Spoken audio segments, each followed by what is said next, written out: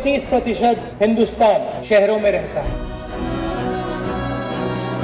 आज नगर में ही नगर के भीतर दो नगर नजर आते हैं, एक सेवादारों का नगर, दूसरा सेवा पाने वालों का। आपने सुनी नेताओं की आवाज, हम सुनना चाहते हैं आपकी आवाज। बेहतर शहरीकरण के लिए आज ही अपने आइडियाज भेजें। Change India, an agenda for the next PM।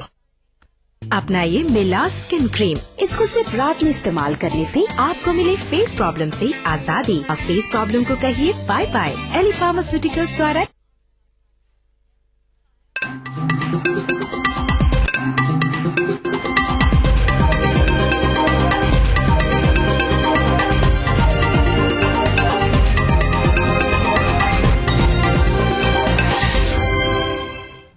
खबरनामे में एक बार फिर आपका खैर मकदम है। आम आदमी पार्टी लीडर कुमार विश्वास ने कहा है कि अमेठी से इंतखाबात में राहुल गांधी को मुश्किल का सामना करना पड़ेगा। अमेठी से राहुल के मुकाबले चुनाव लड़ने की तैयारी करने वाले कुमार विश्वास का कहना है कि आवाम राहुल गांधी की हकीकत से आशना हो चुके हैं। गांधी के लिए मुश्किल है। 500 करोड़ रुपए उनकी पार्टी खर्च कर रही है उनकी छवि सुधारने में। हम तो 1 रुपया भी नहीं खर्च कर रहे, हमारे पास है ही नहीं, क्योंकि छवि हमारी खराब नहीं है। राहुल जी की खराब हो गई तो उसे सुधारने की कोशिश करेंगे। तो सब कुछ लुटा के होश में आए तो क्या किया, अब अमेठी जाके क्या करेंगे। अमेठी तय कर चुकी है। अभी तक तो मैंने सुना सीट बदल रहे थे, अभी सुनना है कि 2 जगह से लड़ेंगे। कहीं से भी लड़ें, कुछ भी करें, सदन में इस बार वो पहुंचेंगे नहीं, क्योंकि अगर आप 10 साल में सवाल नहीं पूछते हैं, आपकी न्यूनतम हाजिरी रहती है, देश लुटता रहता है, देश पेन में होता है, आप स्पेन में होते हैं, तो अमेठी वाले भी आपको वहीं भेजने वाले हैं। देहरादून एक्सप्रेस में आज तकरीबन 2:30 बजे आग लग गई। आतिशज़दगी में 9 अफराद हलाक हो गए। बताया जाता है कि बांद्रा से देहरादून जाने वाली ट्रेन की 3 स्लीपर बोगियां आग की जद में आ गईं। आतिशज़दगी का यह वाकया महाराष्ट्र के गुलबाड़ स्टेशन के करीब पेश आया। इत्तला मिलते ही फायर ब्रिगेड का अमला जाए हादसा पर पहुंचा। आग पर काबू पाने के बाद ट्रेन खदमात शुरू कर दी गई। महकमा रेलवे ने महलुकीन के वर्षा को फीकस 5 लाख रुपए एक्स ग्रेशिया देने का ऐलान किया है। वजीर रेलवे मल्लिकार्जुन खड़गे ने हादसे की जांच का हुक्म दे दिया है।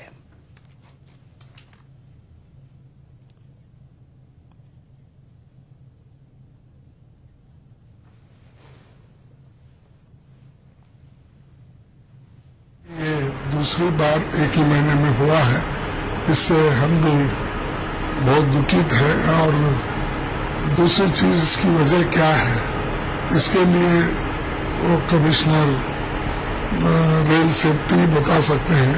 इसीलिए मैं आज हमारे कलीग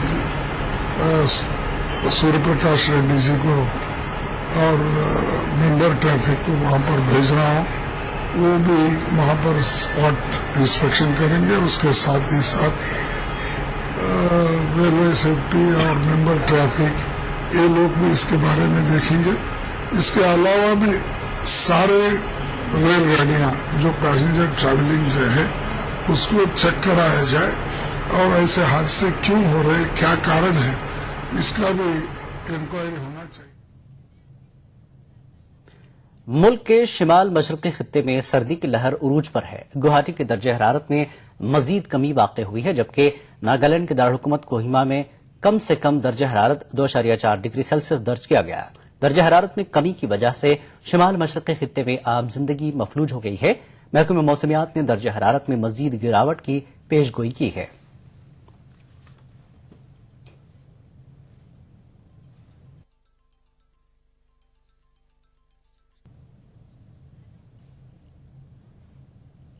उधर मुल्क के बेशतर शिमाली इलाकों में भी कड़ाके की ठंड पड़ रही है। हिमाचल प्रदेश के शिमला में खून जमा देने वाली सर्दी ने आवाम का बुरा हाल कर दिया है। ठंड के सबब लोगों को काफी परेशानियों का सामना करना पड़ रहा है।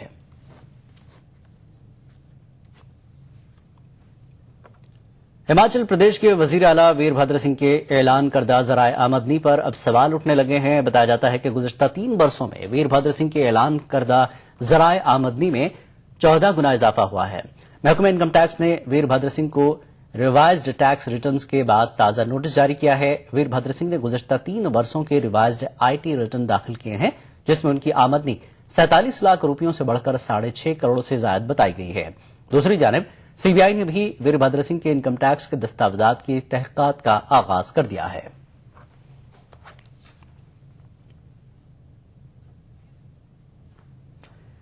آپ تصور کیجئے جب ایک ریاستی وزیر کو پینے کے لیے ایکسپائرڈ واٹر بوتل دی جا سکتی ہے تو پھر عام آدمی کا کیا ہوگا؟ مدھیہ پردیش کے وزیر فوڈ اینڈ سول سپلائز کے ذریعے طلب کی گئی جائزہ میٹنگ میں ایکسپائرڈ واٹر بوتلیں رکھی گئی تھیں. میٹنگ میں موجود میڈیا نمائندوں نے اس جانب وزیر موصوف کی توجہ دلائی. جواب میں وزیر نے کہا کہ معاملے کی تحقیقات کی جائے گی.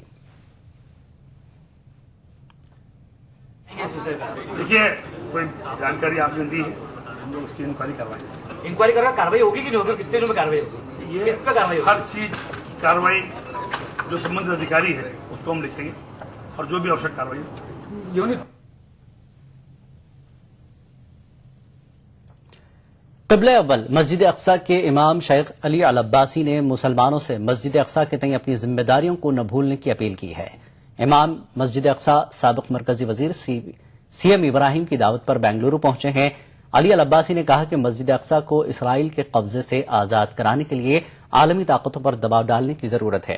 اس موقع پر علی العباسی نے تعلیمی میدان میں ہندوستان کی ترقی کو سراہا. مسجد اقصی میں کل 5 عامر کرام موجود ہیں اور تقریباً 300 ملازمین مسجد کے لیے خدمات انجام دے رہے ہیں.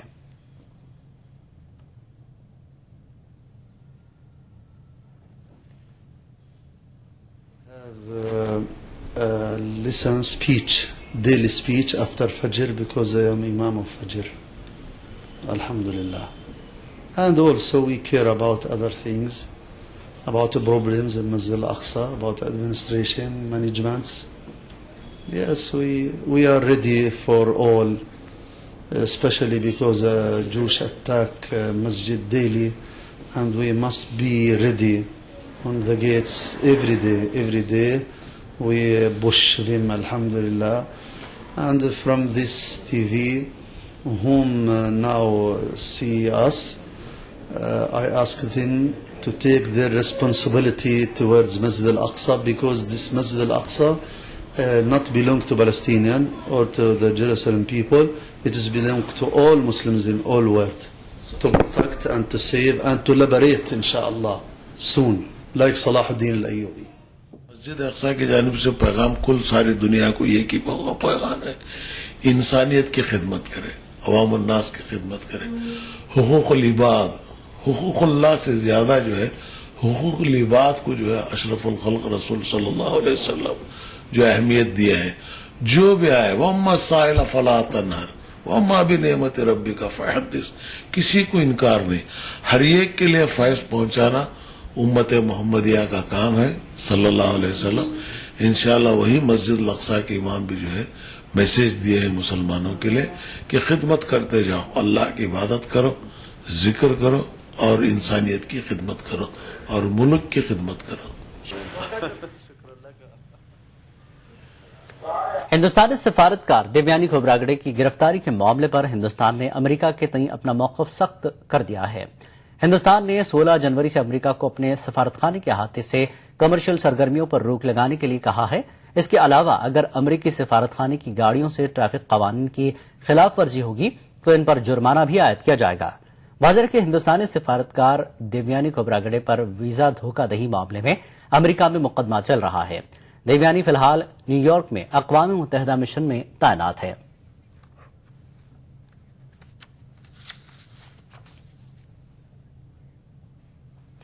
عراق کے دارالحکومت بغداد میں قہوہ خانے پر ایک بندوق بردار کی فائرنگ میں کم از کم 12 افراد ہلاک ہو گئے ہیں. مہلوکین میں 7 خواتین بھی شامل ہیں. ذرائع کے مطابق مشرقی بغداد میں واقع زائگونا بلڈنگ کے ایک اپارٹمنٹ میں یہ قہوہ خانہ قائم تھا. قابل غور بات ہے کہ گزشتہ برس مئی میں بھی اس قہوہ خانے میں ایک بندوق بردار کی فائرنگ میں 12 افراد ہلاک ہوئے تھے. عراق میں القاعدہ سے منسلک گروپ نے سنی مزاحمت کاروں کو ہتھیار نہ ڈالنے کا مشورہ دیا ہے. ایک آڈیو پیغام میں جاری کرتے ہوئے عراقی حکومت کے خلاف محاذرہ مسلح گروپوں سے کہا گیا کہ وہ اپنی جدوجہد جاری رکھیں. آڈیو پیغام میں مزید کہا گیا ہے کہ اگر اب ہتھیار ڈال دیے گئے تو انہیں غلام بنایا جائے گا. واضح ہے کہ عراق میں حکومت مخالف قبائلی گروپ اور انتہا پسند تنظیم ISIL نے مسلح جدوجہد کرتے ہوئے انبار صوبے کے فلوجہ میں قبضہ کر لیا ہے, جبکہ صوبائی دارالحکومت رمادی کے چند علاقے بھی ان کے قبضے میں ہے. حالانکہ سیکیورٹی فورسز اور حکومت حامی قبائلی گروپ متعلقہ علاقوں پر دوبارہ کنٹرول کرنے کی فراق میں ہیں, تاہم انہیں ابھی تک کامیابی حاصل نہیں ہوئی ہے. इसी दौरान इराक की वजारत दिफा ने अंबार सूबे में इंतहा पसंदों के ठिकानों पर की जा रही फिजाई कार्रवाई का वीडियो फुटेज जारी किया। इस वीडियो फुटेज में इंतहा पसंदों की गाड़ियों और उस इलाके की दीगर इमारतों को निशाना बनाते हुए देखा जा सकता है।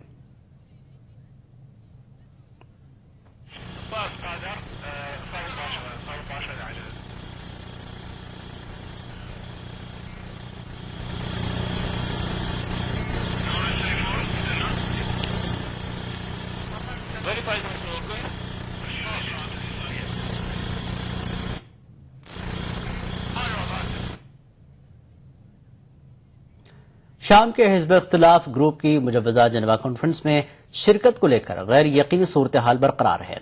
मगरबी ममालिक की हिमायत वाला opposition बहाज Syrian national collision conference में शिरकत के ताल्लुक से अभी तक कोई फैसला करने में नाकाम रहा है। एसएनसी के एक अहलकार के मुताबिक कोलिशन अरकान के दरमियान बाज मामलों में अदम इत्तफाक पाया जाता है। कई अरकान बरहम हैं कि बशार अल असद अबूरी हुकूमत के दौरान भी सदर के ओहदे पर फायज रहना चाहते हैं।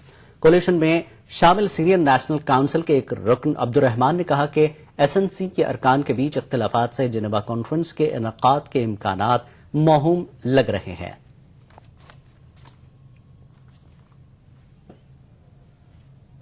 शाम के वजीर इत्तलात इमरान अज़्ज़ाबी ने कहा कि जिनेवा में होने वाले अमन मुज़ाकरात में दहशतगर्दी से लड़ाई के मौजू पर हुकूमत की नजर मरकूज रहेगी।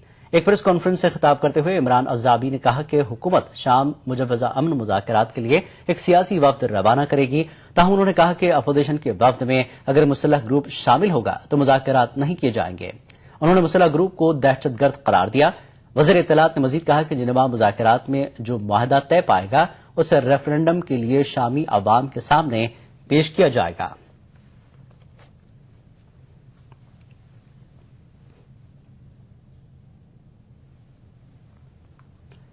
बरतानिया का एक पार्लिमानी वफ्द मंगल के रोज ईरान के दारुलहुकूमत तेहरान पहुंचा। पिछले कई बरसों में ईरान का दौरा करने वाला बरतानिया का यह पहला दौरा है, जबकि अगस्त में ईरान के सदर की हैसियत से हसन रूहानी के इख्तिदार में आने के बाद से यूरोपीय ममालिक का चौथा वफ्द है।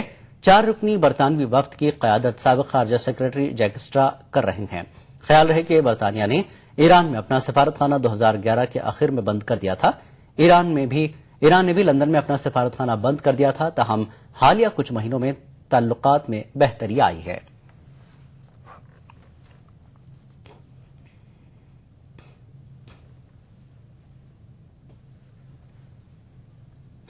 बांग्लादेश में अपोजिशन के सरकर्दा लीडरों की गिरफ्तारी के बाद पुरतशद्दुद वाकयात रूनुमा हुए हैं। बांग्लादेश हुकूमत ने बंद को खत्म कराने के लिए अपोजिशन लीडरों को गिरफ्तार किया है। ताहम गिरफ्तारियों से सियासी कशीदगी में मजीद इजाफा होने का खदशा जाहिर किया जा रहा है। आमिर खान की फिल्म धूम 3 हिंदुस्तानी फिल्मों के माजी के तमाम रिकॉर्डों को तोड़ते हुए 500 करोड़ रुपयों का कारोबार करने वाली पहली हिंदुस्तानी फिल्म बन गई है। यशराज बैनर की जानिब से जारी किए गए बयान के मुताबिक धूम 3 ने अंदरून मुल्क अब तक 350 करोड़ और बैरून मुल्क 150 करोड़ रुपयों का कारोबार किया है। इससे कबल शाहरुख खान की फिल्म चेन्नई एक्सप्रेस को सबसे ज्यादा कलेक्शन करने वाली फिल्म करार दिया गया था।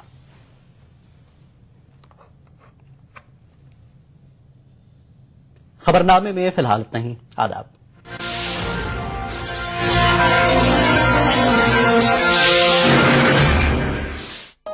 इस प्रोग्राम को पेश करने में ताउन किया हमदर्द जिग्रीन और अपने लीवर को बनाइए स्ट्रॉन्ग।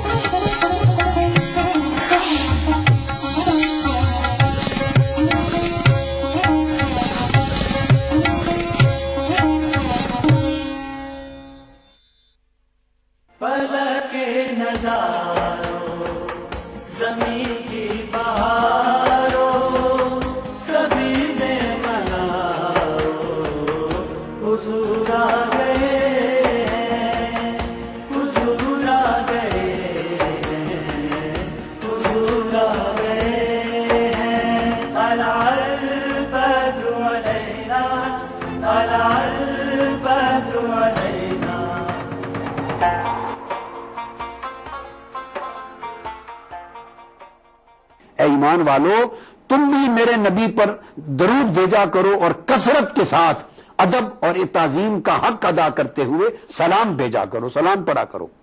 تو یہ ایونٹس ہیں، یہ انگریڈینٹس ہیں، یہ اجزاء ترکیبی ہیں، یہ وہ ارکان ہیں جن پر محافل میلاد یا جشن میلاد النبی یا جلسہ میلاد النبی مشتمل ہوتا ہے۔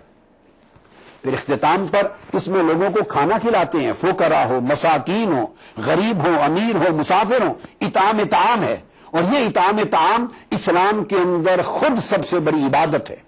حضور علیہ السلام سے پوچھا گیا یا رسول اللہ ای الاسلام خیر، اسلام کا کون سا گوشہ ایسا ہے جو سب سے بہتر ہو؟ تو حضور علیہ السلام نے فرمایا افشاء السلام و اطعام الطعام، یہ بخاری اور مسلم کی متفق علیہ حدیث ہے۔ فرمایا سلام کو کثرت کے ساتھ پھیلانا اور کثرت کے ساتھ لوگوں کو کھانا کھلانا، یہ اسلام کا سب سے عظیم گوشہ ہے۔ سو کھانا کھلانا جب ایک ایسا عمل ہے، اسے جتنا کثیر تعداد میں کیا جائے گا یہ اتنی باعث برکت اور باعث اجر ہے۔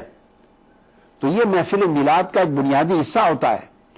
لہذا اور اس میں خاص چیز یہ ہوتی ہے کہ اس محفل میلاد میں حضور اسلام کے ذاتی شرف و عظمت کا بیان کیا جاتا ہے، آپ کی ولادت کا، آپ کے نسب مبارک اور آپ کے آباء و اجداد کے نسب کی طہارت کا بیان کیا جاتا ہے، آپ کے خاندان کی عظمت کو بیان کرتے ہیں، آپ کی ولادت کی باسعادت گھڑی میں ظاہر ہونے والے ارحاسات کو بیان کرتے ہیں، آپ کے بچپن کے حالات و معجزات کو بیان کرتے ہیں، آپ کی عظمتوں اور کرامتوں کو بیان کرتے ہیں، حضور اسلام کی روحانی کیفیتوں کو بیان کرتے ہیں، جس سے آپ کا ذاتی شرف، ذاتی بلندی اور ذاتی عظمت اور آپ کی ہستی کا معجزانہ پہلو، آپ کی ہستی کا متصرفانہ پہلو، آپ کی ہستی کا روحانی پہلو، باطنی پہلو، عظمت کا پہلو اجاگر ہوتا ہے۔ اور اگر کسی کے ذہن میں یہ خیال آئے کہ اس سے سیرت کا کون سا بیان مقصود ہوا، اس سے اسلام کے عمل کی کون سی ترغیب ہوئی، یا لوگوں کو اپنی عملی زندگی کو اسلام میں ڈالنے کا کون سا سبق ملا، تو یہ بات ذہن نشین کر لینا چاہیے کہ ساری تعلیمات کو ایک پیمانے کے اندر ناپ کے بند نہیں کر دیتے۔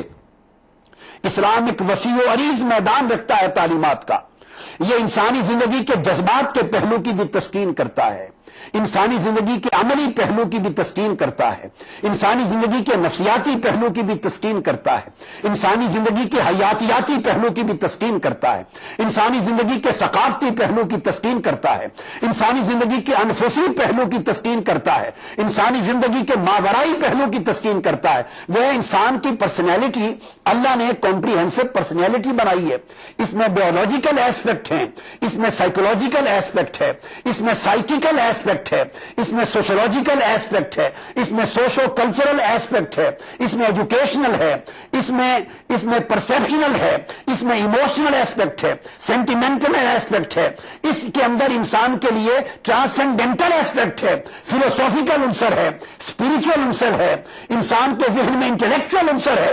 کوئی گوشہ انسان کی شخصیت کا ایسی نہیں جس کی تسکین کا سامان پورا کرنا اسلام کی ذمہ داری نہیں۔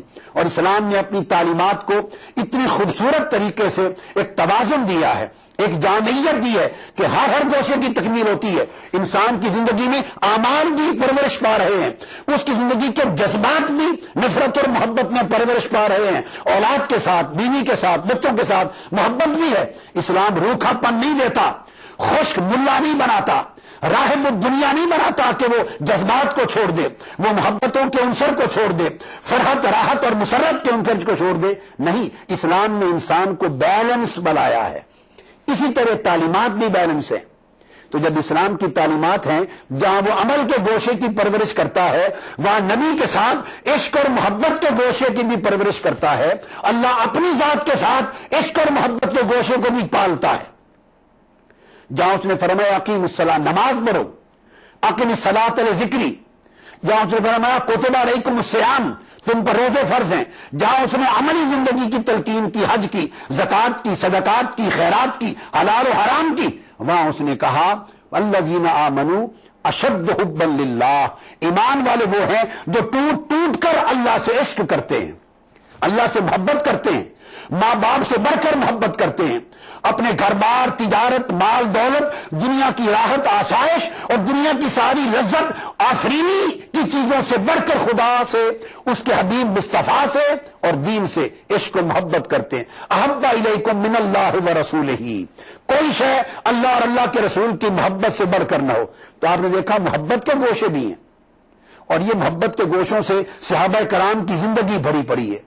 اب میں یہ عرض کرنا چاہتا ہوں کہ ان چیزوں کو بیان کرنا یہ خاص موسم میلاد النبی ہوتا ہے، جس میں ہمارے جذبات کو ایڈریس کیا جاتا ہے، تاکہ جذبات میخانوں میں جانے کی بجائے، نوجوانوں کے جذبات کلبز میں جانے کی بجائے، دنیا کی رنگینیوں میں کھو جانے کی بجائے انہیں رنگینی محبت مصطفیٰ کا درس دیا جائے، انہیں رنگینی گنبد خضرا دکھایا جائے، انہیں بجائے غلط راستوں پر بہک کر تباہ ہونے کی بجائے انہیں شہر مدینہ کے گلی کوچوں کی عوام سے محبت سکھائی جائے، انہیں حضور کی زلفوں کا اسیر بنایا جائے، انہیں چہرے مصطفیٰ کی محبتوں کے ساتھ متعلق کیا جائے۔ اور یہ اس وقت ہوتا ہے جب حضور کی ذاتی محبت، حسن و جمال اور کمال کو اجاگر کیا جائے گا۔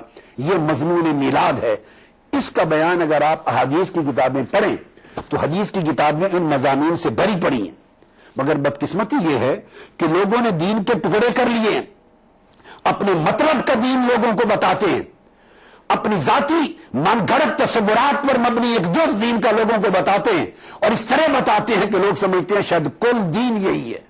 یہ وجہ ہے کہ نوجوان نسل دین کو روکھا سمجھ کر، آؤٹ ڈیٹڈ سمجھ کر، انتہا پسندانہ تصور سمجھ کر دور ہوتی جا رہی ہے۔ اب میں ترمذی شریف کو آپ کے سامنے کوٹ کر رہا ہوں، سیاستہ کی کتاب ہے، اور اس کی کتاب میں اب کتاب المناقب ہے ترمذی شریف کی، اس کا پہلا باب ہے باب فی فضل النبی۔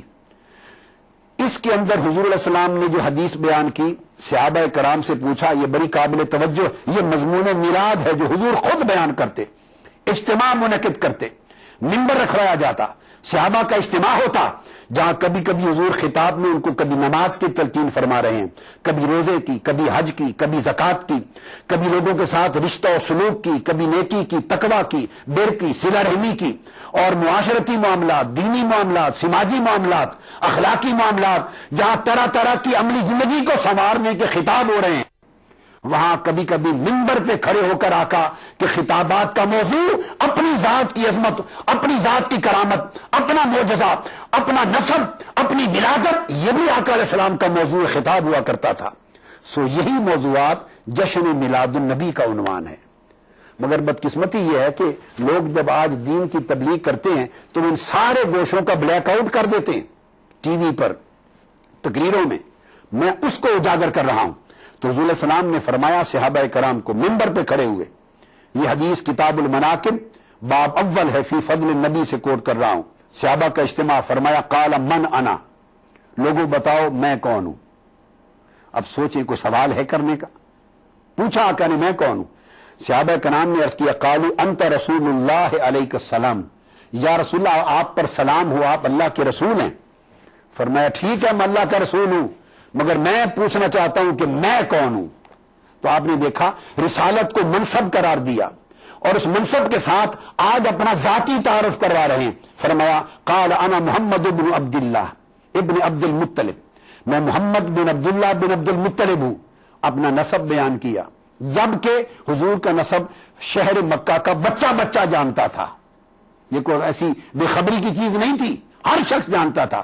مگر آپ نے اپنے نسب پاک کو، ولادت کو، خاندان کی عظمت کو، شرافت کو بیان کرنا، اس کو اپنی سنت بنایا۔ پھر فرمایا ان اللہ خلق الخلق فجعلنی فی خیرہم، اللہ نے کل مخلوقات کو پیدا کیا اور سب سے اعلیٰ مخلوق میں میری پیدائش ہوئی۔ ثم جعلہم فرقتین فجعلنی فی خیرہم فرقۃ، پھر ساری مخلوق کو دو گروہوں میں تقسیم کیا اور مجھے سب سے اعلیٰ گروہ میں پیدا فرمایا۔ فرمایا ثم جعلہم قبائل وجعلنی فی خیرہم قبیلۃ، پھر ساری انسانی مخلوق کو قبائل میں تقسیم کیا اور مجھے سب سے اعلیٰ قبیلوں میں پیدا کیا۔ آپ دیکھیں یہ سارا مضمون میلاد آ رہا ہے کہ میں کہاں پیدا ہوا، کس گروہ میں پیدا ہوا، کس قبیلے میں پیدا ہوا، مخلوق کے کس طبقے میں پیدا ہوا، تسلسل سے ولادت کا موضوع آ رہا ہے۔ پھر فرمایا ثم جعلهم بیوتا فجعلنی فی خیرہم بیتا، پھر اس اعلیٰ قبیلے کو مختلف گھروں میں خانوادوں میں تقسیم کیا اور مجھے سب سے اعلیٰ خانوادے اور گھر میں پیدا کیا. وانا خیرہم بیتا وخیرہم نفسا، سو میں اپنے خاندان کے اور گھر کے اعتبار سے بھی سب سے بلند و بالا ہوں اور اپنے نفس اور ذات کے اعتبار سے بھی سب سے اعلیٰ و افضل ہوں. یہ امام ترمذی نے حدیث حسن روایت کی. اب آپ نے دیکھا کہ یہ مضمون ان عملی تعلیمات پر مشتمل اسلامی موضوعات سے مختلف ہے.